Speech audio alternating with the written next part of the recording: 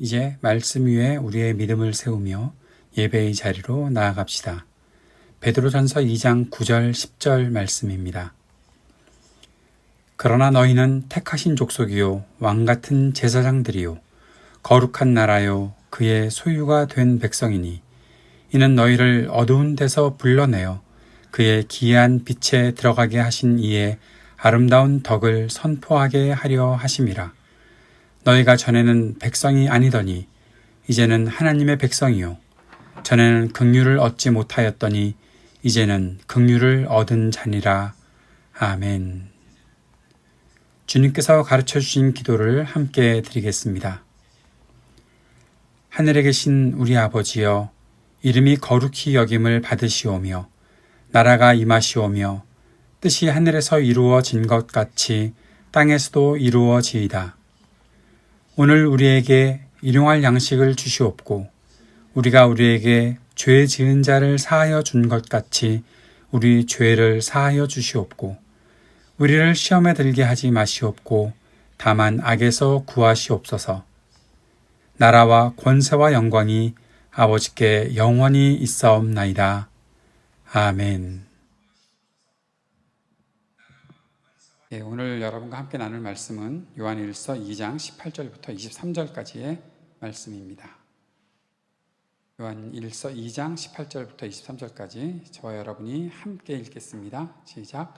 아이들아, 지금은 마지막 때라. 적 그리스도가 오리라는 말을 너희가 들은 것과 같이 지금도 많은 적 그리스도가 일어났으니 그러므로 우리가 마지막 때인 줄 아노라. 그들이 우리에게서 나갔으나 우리에게 속하지 아니하였나니 만일 우리에게 속하였더라면 우리와 함께 거하였으려니와 그들이 나간 것은 다 우리에게 속하지 아니함을 나타내려 함이니라. 너희는 거룩하신 자에게서 기름 부음을 받고 모든 것을 아느니라. 내가 너희에게 쓰는 것은 너희가 진리를 알지 못하기 때문이 아니라 알기 때문이요 또 모든 거짓은 진리에서 나지 않기 때문이라. 거짓말하는 자가 누구냐? 예수께서 그리스도이심을 부인하는 자가 아니냐? 아버지와 아들을 부인하는 그가 적 그리스도니 아들을 부인하는 자에게는 또한 아버지가 없으되 아들을 시인하는 자에게는 아버지도 있느니라. 아멘. 요한일서 6번째 말씀을 같이 여러분과 나누려고 합니다. 제가 뉴저지에 있을 때 어떤 한 자매가 자기 남편을 전도해 달라고 집으로 이렇게 초대했던 때가 있었습니다. 그런데 제가 참 의아하게 생각했던 것은 그 자매나 그 남편이나 교회를 굉장히 열심히 나오고 있었고 또 소그룹 모임, 당시에 거기서는 순 모임이라고 했었는데 순 모임에도 이 형제가 열심히 참여하고 있었던 거죠. 그게 한 10년 이상 그렇게 교회도 열심히 다니고 또 순모임에도 참석하고 그렇게 지내던 형제였습니다. 제가 알기로는 또 주변의 사람들이 이야기하기로는 그 형제는 참 선하고 순모임에도 꼬박꼬박 나와서 같이 지내는 것에 별 문제가 드러나지 않는데 이 자매에게 그런데 왜 내가 형제를 전도해야 되느냐라고 물었더니 이 자매가 내 남편이 예수님을 안 믿어요 그러는 거예요. 제가 그때 생각한 건 예수님을 안 믿어도 교회를 10년 이상 다닐 수 있다는 것을 알았었고 또 이 형제는 과연 무슨 생각 때문에 또 어떻게 지내고 있기 때문에 이 자매가 복음을 들어야 하겠다라는 그런 이야기를 했을까 하는 궁금함을 가지고 그 자매의 집, 그 가정을 방문했었습니다.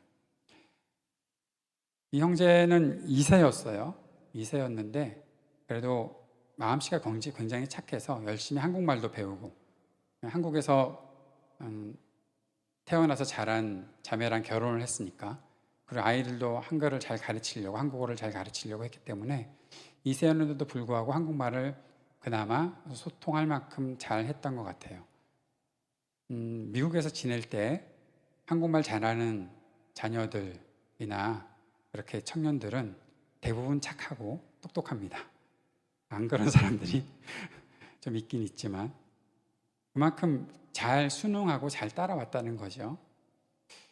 이 형제를 만났을 때 왜 예수님을 믿지 않느냐, 왜 그동안에 예수님에 대해서 배우고자 하지 않았느냐라고 물었는데 이 형제가 의외의 질문을 합니다. 이렇게 저한테 물어봤어요. What's different? 뭐가 다르냐는 거예요. 뭐가 다릅니까? 그 질문을 듣고 굉장히 놀랐어요. 어떻게 대답해야 되지? 형제가 계속해서 그런 얘기를 하더라고요. 나는 아내를 만나서 교회에 다니기 시작을 했고 아내가 교회 가자고 그럴 때 한 번도 거절한 적이 없어요.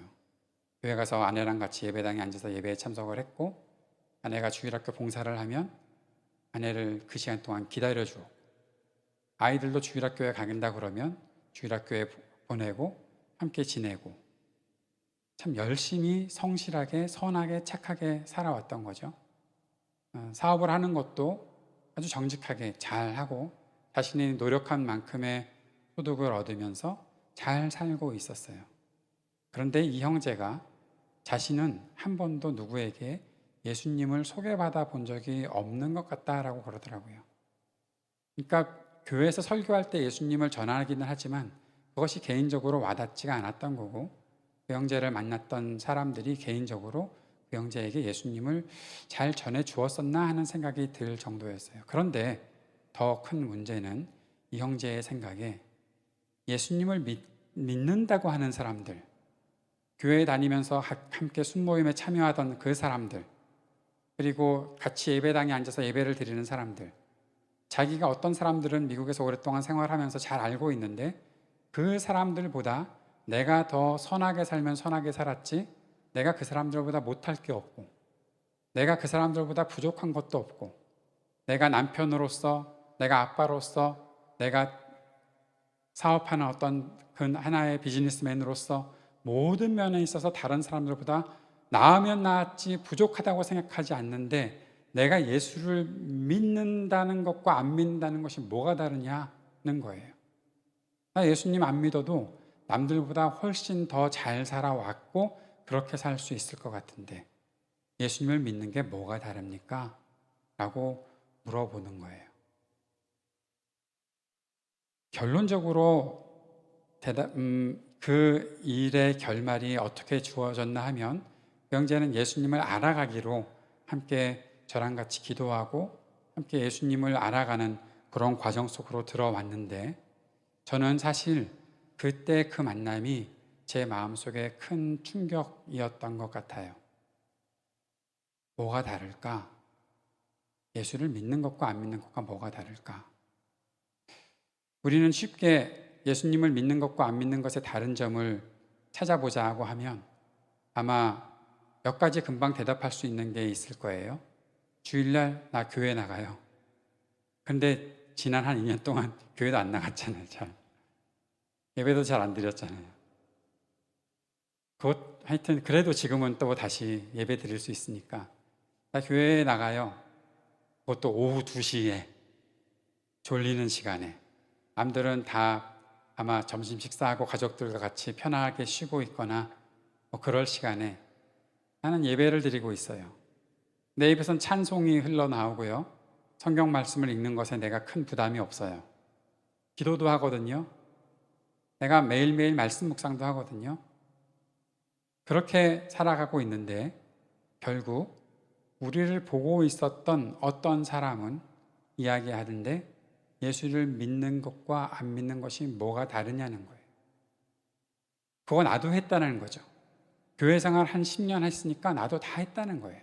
찬송도 부르고 예배에도 참석하고 다 했는데 예수를 믿는다고 해서 특별히 내가 달라질 것이 없는 것 같아요 라고 물어보는 그런 사람도 있었다는 것이죠.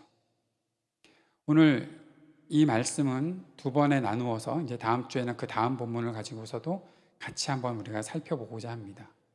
저는 오늘 여러분께 그리고 다음에도 예수를 믿는 것이 무엇이 다를까에 대한 이것이 달라야 한다에 대한 대답은 드리지 않으려고 합니다.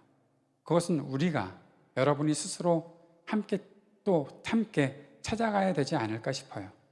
저는 목사이기 때문에 뭐 특별하게 다를 게 뭐가 있을까 싶은 생각이 들기는 하지만 여러분도 한번 내가 예수를 믿기 때문에 뭐가 달라져야 할까? 뭐가 달라야 할까라는 사실들을 매일매일 아니면 가끔이라도 생각하면서 지낼 수 있는 그런 계기가 되었으면 좋겠고, 그런데 그 다름이라는 것이 내가 그러면 내가 좀 더 성실하게, 내가 또 열심히 노력해서 내가 뭔가 다른 것을 이루어 보겠다라는 그런 것 말고, 그 다름이 어디에서부터 시작을 해야 되는가에 대한 질문과 함께 구체적인 우리의 삶의 자리에서 어떻게 달라질 수 있는가를 함께 생각해 볼 수 있는 시간이 되었으면 좋겠습니다. 그것을 생각하는 것에 있어서 오늘 본문은 굉장히 중요한 본문이라 생각을 합니다. 오늘 읽은 본문에서 우리가 몇 가지 개념 정리해야 될 것이 있는데, 처음에 나오는 것은 두 가지입니다. 마지막 때와 적 그리스도라는 내용이 앞에 나와 있었죠. 18절에 아이들아 지금은 마지막 때라 적 그리스도가 오리라는 말을 너희가 들은 것과 같이 라고 하면서, 지금도 많은 적 그리스도가 일어났으니 그러므로 우리가 마지막 때인 줄 아노라 라고 말씀하고 있습니다. 자, 먼저 개념 정리를 합시다. 마지막 때라는 것은 무엇을 말하고 있을까요? 여러분, 종말이라는 말 많이 들어봤죠? 종말. 이 자리에는 태어나지 않았던 사람들이 더 많은데 1992년 10월 29일 날 예수님이 오실 뻔했습니다. 예수님이 오신다고 사람들이 난리를 쳤습니다. 저도 당시에 서울역에서 10월 달에 10월 한 며칠쯤 됐을 텐데 29일이 얼마 남지 않았을 때예요. 막 뉴스에서도 난리가 났었어요. 사람들은 막 모여서 그날 뭐 난리가 났는데, 그 며칠 전에 서울역을 지나가고 있는데 한 형제가 저를 찾아와서 저를 팔을 딱 붙잡더니, 예수님이 10월 29일 날 오시는데 당신은 지금 이렇게 살아서는 안 된다고요. 막 그렇게 얘기를 하더라고요. 제가 어떻게 했겠어요? 제가 팔을 딱 부딪히고 그 형제 팔을 딱 잡고 얘기를 했습니다. 나는 10월 29일이 아니라 오늘이라도 오셨으면 좋겠어. 그랬더니 이 형제가 도망갔어요. 그런데 종말이라는 것은요, 어떠한 때를 말하는 게 아니에요. 10월 29일 뭐 그런 때를 말하는 게 아니에요. 어떤 시각을 얘기하는 게 아니에요. 우리가 말하는 종말, 그리고 성경이 이야기하는 종말이라는 것은 어떠한 특정한 시각을 말하지 않아요. 우리가 성경을 통해서 알게 되는 종말은 예수님의 초림부터 재림까지의 기간을 말하고 있어요. 그것이 우리가 말하고 있는 종말이다라고 생각하는 것이 가장 성경을 잘 이해한 것이다라고 생각할 수가 있습니다. 이미 예수님께서 말씀하시고 계셨을 때에도 그렇고 사도들도 그렇고, 오늘 우리가 요한 1서를 읽었는데 이 초대교회 시대에서도 마지막 때라는 것이 있었고, 그러면 그 사람들은 그 때를 기다리다가 그때가 아직도 아니네 하다가 지금까지 온 것이 아니라, 주님께서는 반드시 다시 오실 것을 말씀하셨고 약속하셨는데, 그때까지 어떤 기간, 그때가 언제인지 몰라도 그때까지의 기간이 종말이다라고 우리가 이해하고 있으면 되겠다라는 거예요. 그것이 성경을 이해하는 가장 건전한 이해입니다. 두 번째는 적그리스도에 대한 부분인데, 적그리스도라는 것은 두 가지의 개념이 내포되어 있다고 볼 수 있습니다. 하나는 그리스도께서 가지신 것을 나도 가지고 있어, 그러면서 소위 그리스도와 라이벌 관계처럼 주장하는 존재들이 있다는 거예요. 야, 그거 예수 믿는 사람들 뭐 예수님으로부터 얻을 수 있다고 말하는 그런 것들 나도 다 있어 라고 말하는 그러한 존재들, 제가 존재라고 말하는 것은 그것이 사람일 수도 있고 아닐 수도 있기 때문에 그런 거죠. 그러한 존재들이 분명히 있다는 거죠. 또 다른 하나는 그리스도를 반대하는 존재들이에요. 예수님과 그리스도의 의와 진리에 대해서 고의적으로 맞서는 존재들. 예수님하고 내가 싸우면 내가 이길 수 있어. 야, 내가 그리고 뭐 말씀이 뭐 그렇게 야 아무것도 소용없어 그러면서 그리스도를 대적하는 그런 존재들을 가리켜서 적그리스도라고 말합니다. 그리스도와 라이벌 관계처럼 이야기하거나 그리스도를 고의적으로 대적하는 존재들, 이 두 가지의 공통점을 찾아보면 그것은 그들은 거짓말하고 있다는 거예요. 그 거짓말이 어떤 것인가 하면, 자신에게는 아무런 권리도 없는데 어떠한 자리를 딱 차지하고 앉아서 진정한 권위를 소유하신 그리스도를 배격하는 거예요. 내가 더 힘이 있지. 야, 내가 더 가진 게 많아. 그러면서 그것이 자신이 갖고 있는 어떠한 권위, 그 권좌에 앉아서 그리스도까지도 배격하는 그런 존재들이 있다는 것이죠. 그러한 존재들은 우리들에게 많은 형태로 나타날 수 있을 것이다 생각을 합니다. 그런데 가장 중요한 것, 그리스도를 배격하는 것의 그 중심은 뭔가 하면 그리스도를 바라보지 못하게 한다는 거예요. 그리스도를 바라보는 믿음을 흔드는 것이 바로 그리스도를 배격하는 것이죠.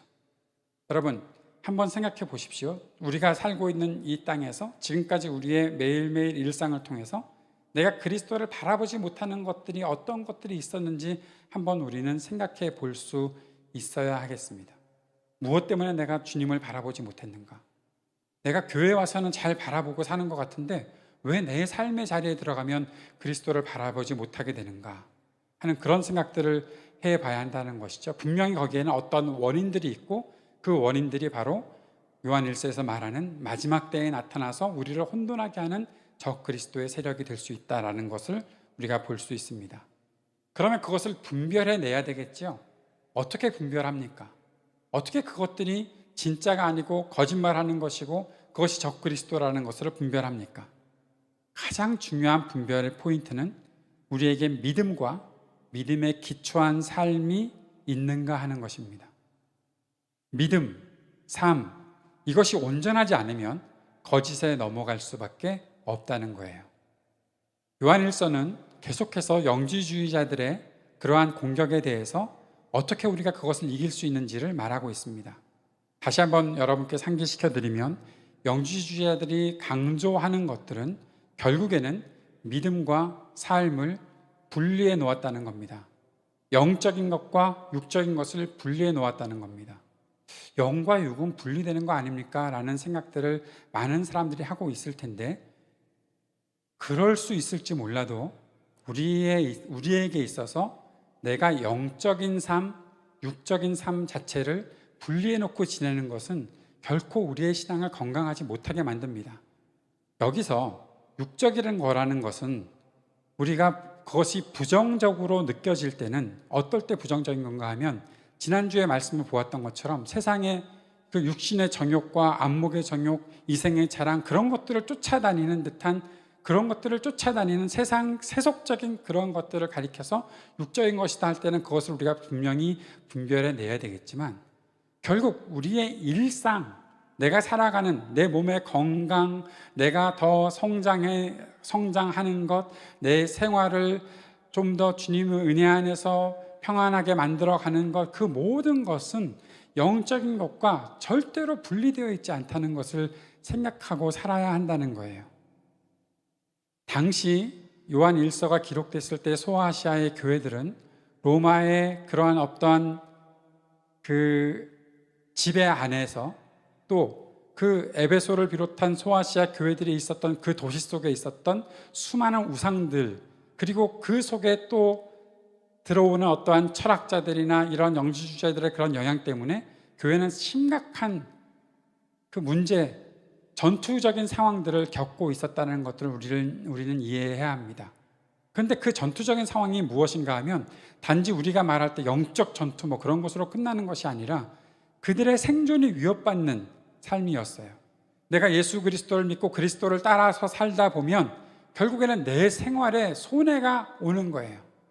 내 생활이 피폐해지는 거예요. 세상에서 세속적인 가치를 쫓아 살고 그들과 타협하고 지내는 사람들은 다 잘 살게 되는데 그들과 타협하지 않고 온전히 그리스도께 복종한 삶을 살아가다 보니까 결국에는 우상 숭배하는 사람들, 이 땅에 그리스도를 부인하는 사람들, 그런 사람들과의 삶이 동떨어질 수밖에 없고 구별될 수밖에 없고 결국 내가 가질 수 있는 것, 내가 누릴 수 있는 것의 한계가 너무 쉽게 드러나는 그런 일들을 경험했기 때문에 그들은 영적이고 육적이고를 구별해내지 않고 아주 힘든 전투 속에 있었다라는 것이죠.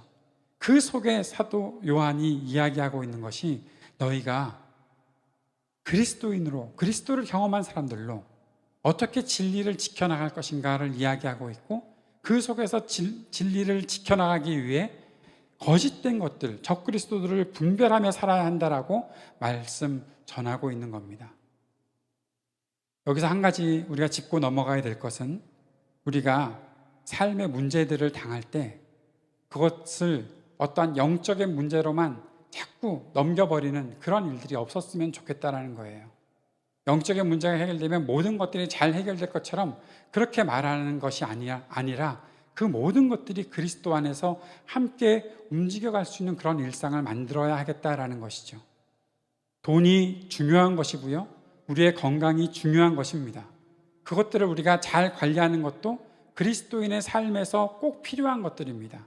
내가 그리스도인으로서 어떤 가치관을 가지고 그것들을 함께 움직여 나갈까 하는 것이 우리들에게 아주 필요한 내용들이다, 우리의 신앙생활에 있어서 필요한 것들이다라는 사실을 우리가 깨우치고 그것들을 하나씩 잘 배울 수 있어야 한다는 겁니다. 그래서 제가 바라기는, 저와 함께 신앙생활 하시는 분들은 제가 앞으로도 영적인 육적인 그런 얘기를 많이 안 쓰려고 저는 노력하고 있거든요. 영적인 문제네요, 저는 그렇게 생각하고 싶지도 않고 그렇게 말하고 싶지도 않아요. 유진 피터슨 목사님이라는 제가 존경하는 분이 있는데 아마 많이들 알고 계실 거예요. 그 목사님이 언젠가, 지금은 돌아가셨는데, 언젠가 그 목사님께서 굉장히 깊은 영적 침체가 와서 너무너무 힘들어서 멘토 목사님을 찾아갔다는 거죠. 목사님께 내가 요즘에 사역하는 것도 아무런 재미가 없고 너무 힘든 상황이 있어서 어떻게 하면 좋을지 모르겠다고, 이러한 영적 침체를 어떻게 극복해야 되겠냐고 멘토 목사님께 여쭤봤더니 멘토 목사님이 그냥 이렇게 말씀하시더래요. 교회 가서 장로님들한테 사례비를 올려달라고 그래. 그 말 한마디 하시더래요. 그래서 교회 가가지고 장로님들한테 사례비를 올려달라고 그랬대요. 그랬더니 장로님들이 왜 그걸 지금에서야 말씀하시냐고. 그래서 사례비를 올려드렸대요. 그랬더니 모든 영적 침체가 사라졌대요. 그동안에 있었던 고민이 다 사라져버렸대요.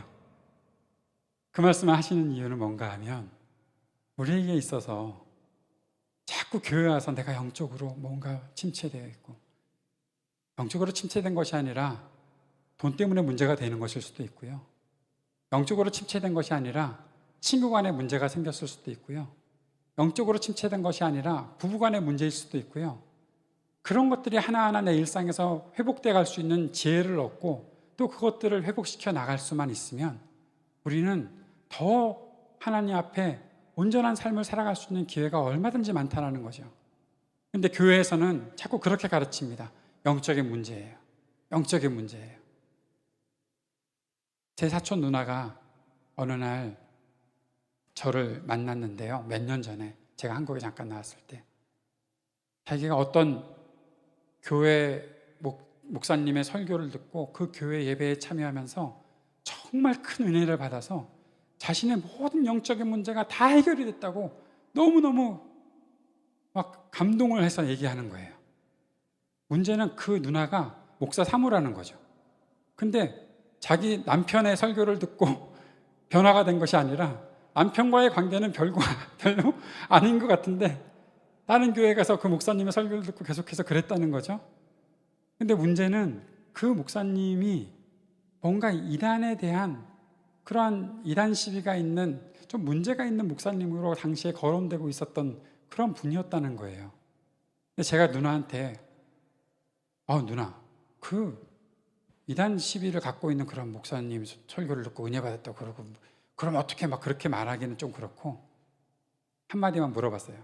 그래서 누나, 영적으로 그렇게 많이 회복이 돼서 누나랑 매형과의 관계는 좋아졌어요? 대답을 안 하더라고요.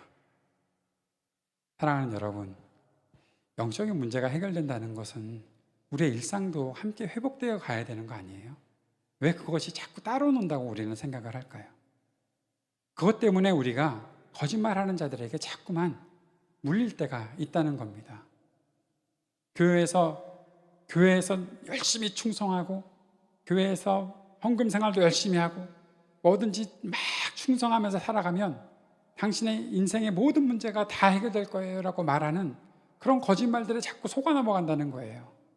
내 일상은 전혀 바꿀 생각이 없고 내가 살아가는 삶의 태도에 대해서는 변화와 성숙을 가져오려고 하지 않으면서 그냥 기도의 자리에, 그냥 말씀 묵상하는 자리에, 뭐 교회에서 뭐가 있다고 하면 일주일에 6일은 교회에서 보내고 하루만 집에서 잠깐 쉬고 뭐 그런 식으로 지내는 그런 사람들이 결국에는 자꾸 어떠한 교회에서의 문제들을 일으키는 것에 휩싸여 간다는 거예요. 그들이 나쁘다는 것이 아니라 그들의 삶 자체가 자꾸 연약해지고 결국에는 거짓말하는 자들에게 끌려다닐 수밖에 없다는 거죠. 자꾸 우리의 삶을 무디게 만드는 일이 생긴다는 겁니다. 내 일상에 대해서는 아무 관심이 없는 사람이 될 수도 있다는 겁니다. 이단에 속해서 살아가는 사람들의 모습들을 보십시오. 사이비 종교에 푹 빠져서 지내는 사람들의 모습을 보십시오. 자신의 일상들을 완전히 무시하고 가족들도 무시하고 지내는 그런 경우들이 얼마나 많이 생깁니까? 영적인 일들에 내가 집중한다는 이상한 핑계로 결국에는 삶 자체를 무너뜨리고 사회 자체도 어렵게 만드는 일이 생긴다라는 것이죠. 자, 이러한 전투적인 상황 속에서 다시 한번 우리가 마지막 때와 적그리스도, 이것이 어떠한 연결고리가 있을지를 조금 더 생각해 보고자 합니다. 사도 요한은 적그리스도의 정체가 어떤 것인지를 먼저 말합니다. 두 가지를 가르쳐주고 있습니다. 첫 번째는 그들은 우리에게서 나갔다라는 것이고, 두 번째는 그들이 우리에게 속한 자들이 아니다라는 겁니다. 그들이 우리에게서 나갔다라는 것에는 두 가지를 또 생각해 볼 수가 있는데, 그들이 우리 안에 들어와 있었다라는 거죠. 우리에게서 나갔다라고 했으니까. 또 한 가지는 그들이 아직도 우리 안에 있을 수도 있겠는데 라는 생각들을 하게 한다는 겁니다. 두 번째는 그러나 그들이 우리에게 속한 자가 아니다라는 거죠. 우리와 같은 공간에 있을 수는 있어도 그들은 우리에게 속한 사람들이 아니었다라는 겁니다. 한 공간 안에 있었지만 우리에게 속하지 않은 존재였다는 것은 어떤 의미가 있는 것인가? 결국 그들은 세상의 욕망 앞에, 우리가 요 앞에서 17절까지 봤던 그 내용 속에 세상의 그런 욕망 앞에 사로잡혀 살고 있었다는 것이죠. 얼마 존재하지도 않을 영원하지 못한 것들을 따라 살고 있었다는 겁니다. 같이 교회 안에 들어와 있지만 완전히 다른 가치관으로 살아가고 있었다는 거죠. 지난주에 우리가 보았던 육신의 정욕, 안목의 정욕, 이생의 자랑, 그런 것들, 그것을 다시 말하면 자기 욕심, 자기 중심, 때로는 우월감, 그런데 반대로 열등감까지도, 그런 것들에 사로잡혀서 교회라는 곳을 자기 욕망을 실현하는 곳으로 착각하는, 그리고 때로는 자기의 원망을 한풀이하는 곳으로 착각하는 그러한 사람들이 결국에는 들어와 있었고, 그들이 적그리스도와 같이 우리를 미혹하는 일들이 있었다라는 겁니다. 그런데 마지막 때가 어떻게 연결이 되는가?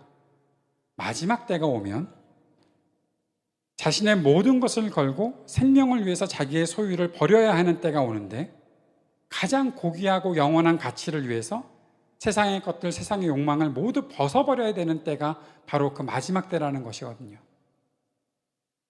좀 피곤합니까? 그럼 예수님의 초림 때부터 예수님의 재림 때까지 우리는 한 번도 나의 어떠한 영예로운 일들을 위해서, 내 부유를 위해서 나는 그러면 한 번도 힘을 쓰면 안 됩니까? 예, 그리스도의 삶의 가치관이 달라졌기 때문에 그런 것이죠. 그때 더 힘써야 하는 그런 때가 찾아오게 되는데, 그때를 만났을 때 결국 그들은 우리 안에 있지 못하고 견디지 못하고 밖으로 나가버렸다라는 겁니다. 내가 교회 나가봤는데 힘들어서 못 다니겠네. 내 것을 자꾸 내려놓아야 한다고 얘기하고, 세상의 욕망들 다 버려야 된다고 얘기하고, 더욱더 철저하게 가장 영원한 가치가 무엇인지 잘 모르는데 그것에 대해서 헌신하라고 하고, 마지막 때에 그 영원한 가치를 알고 그리스도 앞에 온전히 헌신해야 되는 그때가 올 텐데, 그것을 전혀 알지 못하니 결국에는 떨어져 나갈 수밖에 없다는 겁니다. 그럼 남아있는 사람들도 있습니까? 그럴 수 있죠. 그 사람들은 왜 남아있습니까? 우리를 흔들어 대려고 남아있는 거죠. 예수를 잘 믿고 있는 사람들을 흔들어 대려고, 그렇게 흔들어 대려는 사람들이 남아있어서 자꾸 교회를 어지럽히는 일들이 있었다는 것이죠. 왜 진실한 마음을 가지고 그리스도를 믿고 살아가는 사람들이 이러한 미혹을 당하고 이러한 흔들림을 경험할 수밖에 없습니까? 라고 질문을 할 수 있습니다.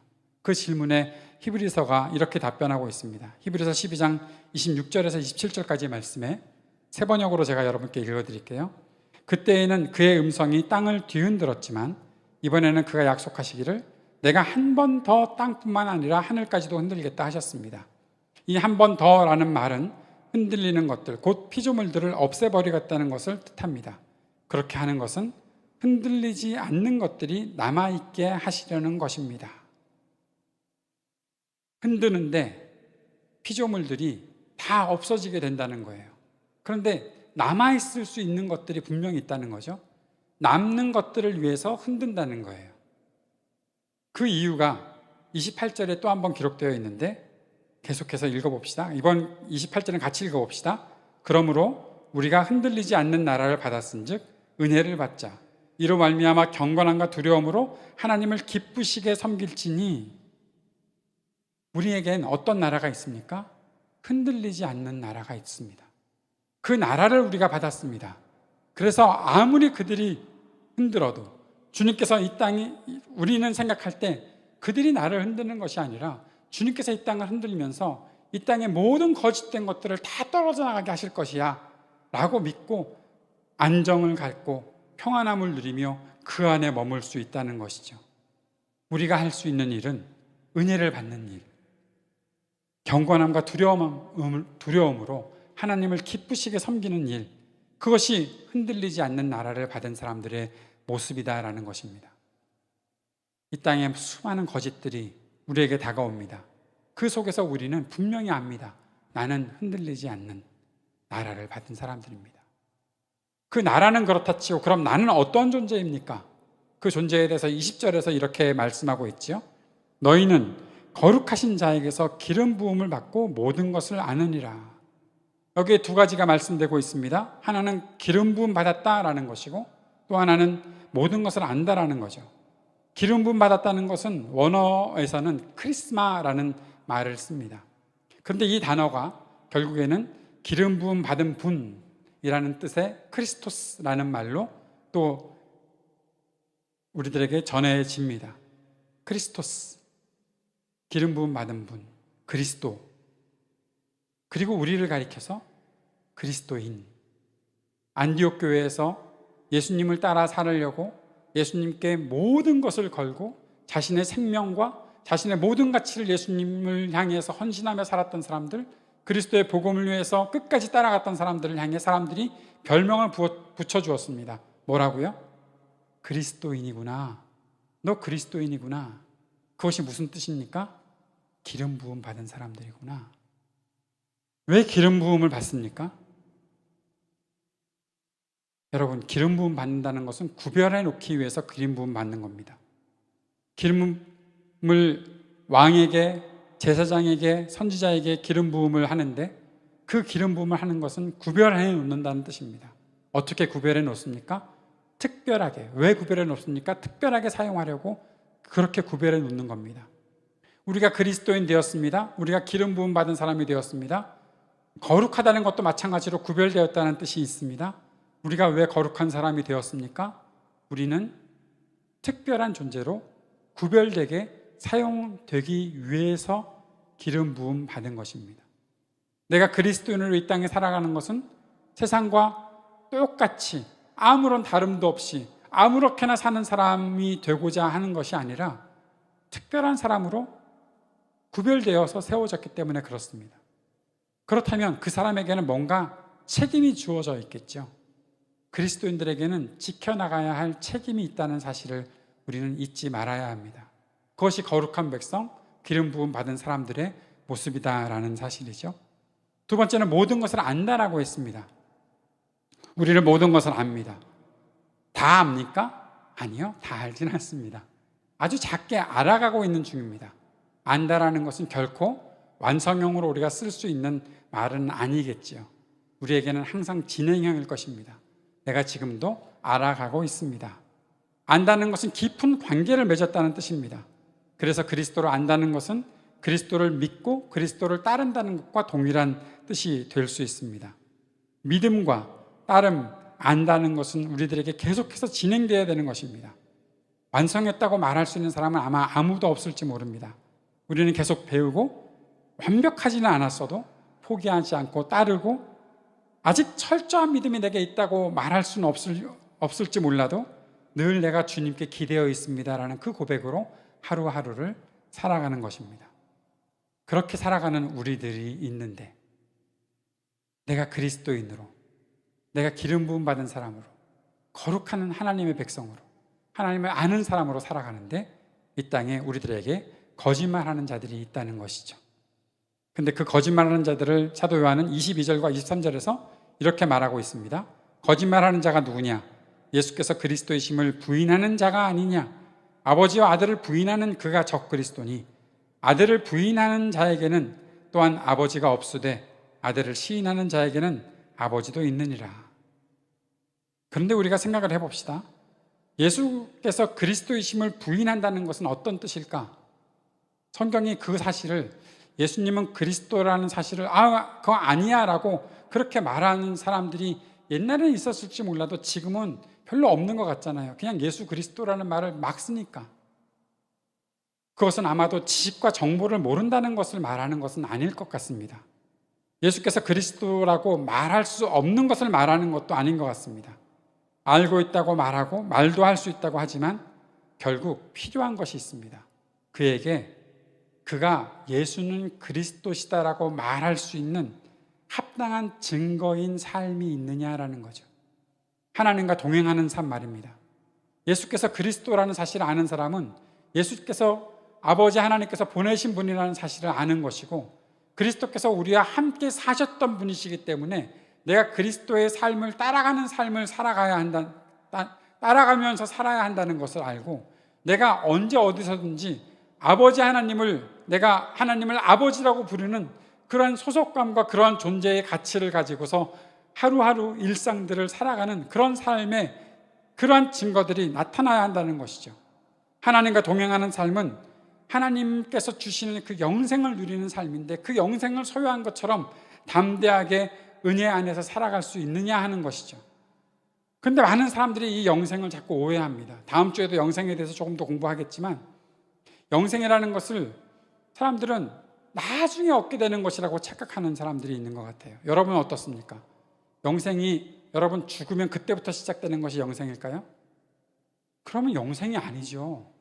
영원하다는 것은 수학적으로 봐도 저 앞에 언제 시작되는지 모르는데 언제 끝날지도 모르는 것을 영원하다고 그러지, 여기서부터 시작해서 영원하다라고 말하는 것은 뭔가 문제가 있는 거죠. 시작점이 분명히 있는데 그것을 어떻게 영원하다고 말할 수 있습니까? 그것은 시작이라는 어떤 한계가 있는데, 제가 궤변을 늘어놓나요? 아무튼 그러한 것을 우리가 잘 기억을 해봅시다. 자, 그런데 이렇게 성경이 이야기합니다. 요한복음 3장 36절에 아들을 믿는 자에게는 영생이 있고 아들을 순종하지 아니하는 자는 영생을 보지 못하고 도리어 하나님의 진노가 그 위에 머물러 있느니라. 아들을 믿는 자에게는 영생이 있고라고 얘기를 해놓고 그것과 대비해서 아들에게 순종하지 아니하는 자는 영생을 보지 못하고 하나님의 진노가 그 위에 머물러 있다라고 얘기했습니다. 그렇다면 아들을 믿는다라는 그 믿음과 순종한다는 것이 같은 것으로 쓰였다는 것은 우리가 충분히 알 수 있지요. 여러분, 믿음과 순종은 절대로 따로 떼어놓는 것이 아닙니다. 그것은 언제나 함께 있어야 하는 겁니다. 내가 믿는다? 그러면 따르는 것, 순종하는 것, 그것이 함께 있는 겁니다. 그런데 우리가 아들을 믿고 있으니 우리에게 영생이 있다는 거죠.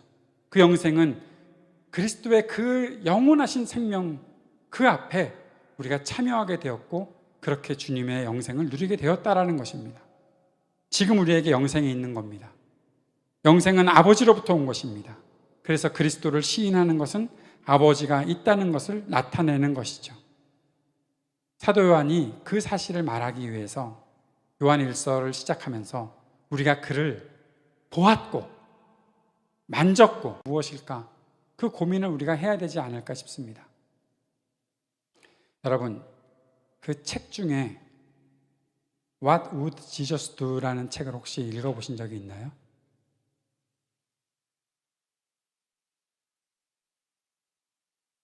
그럼 한글 번역으로 제가 잠깐 잘난 척 하느라고 영어로 했는데, 예수님이라면 어떻게 하셨을까라는 책을 아직 못 읽어보셨다면 집에다가 인테리어용으로 꼭 하나씩 갖다 놓고 가끔 꺼내 보셨으면 좋겠습니다.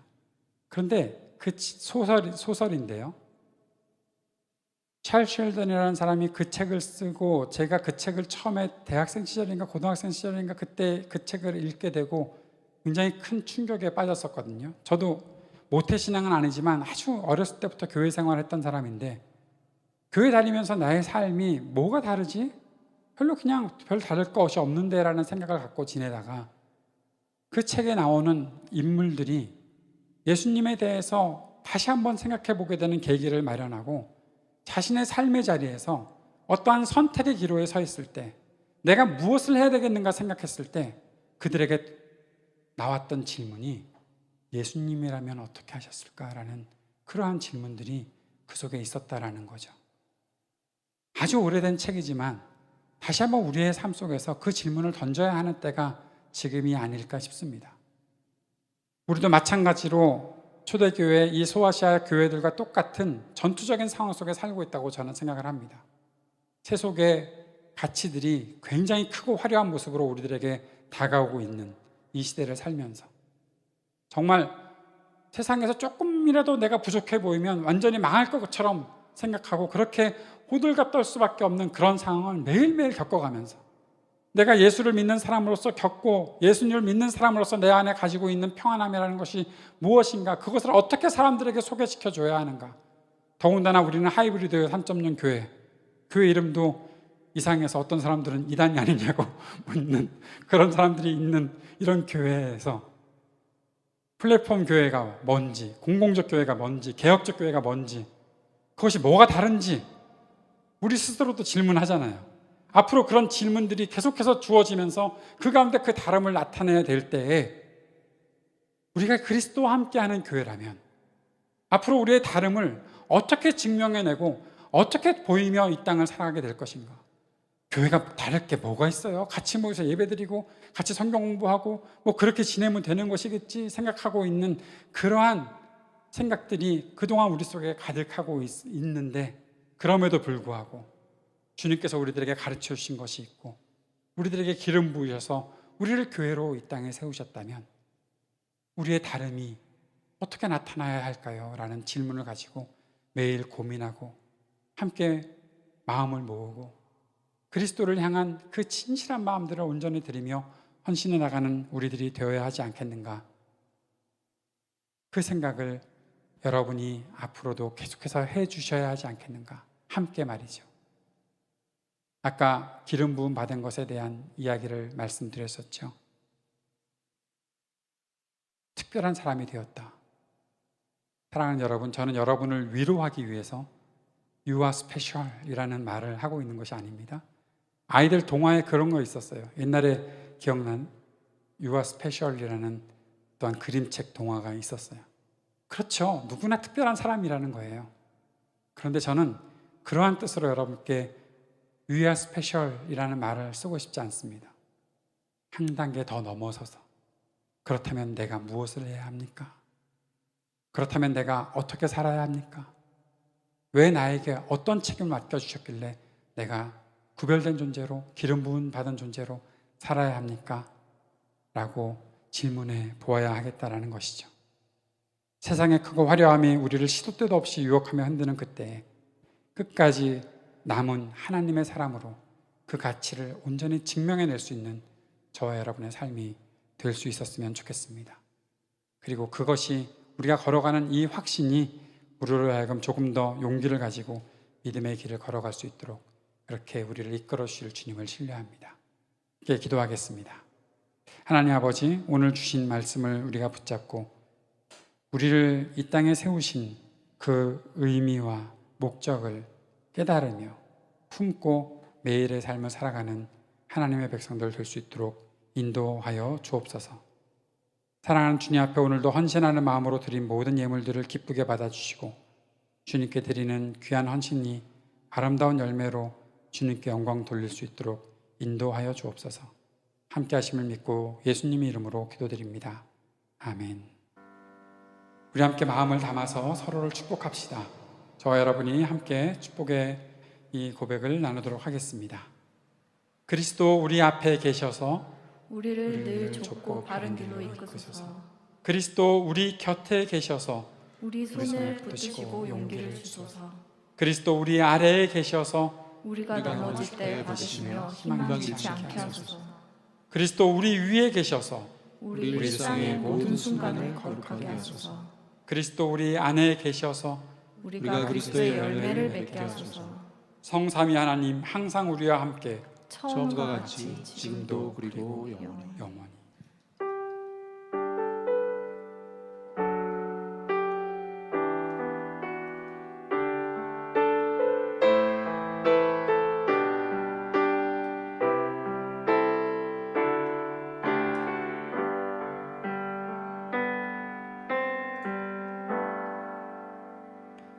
한 주간 살아가면서 내가 예수님을 믿는 사람으로 어떻게 다르게 살까? 어떻게 선택하며 살까?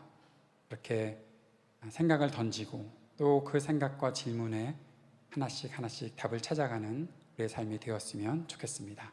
예배 마치겠습니다. 함께해 주셔서 감사합니다.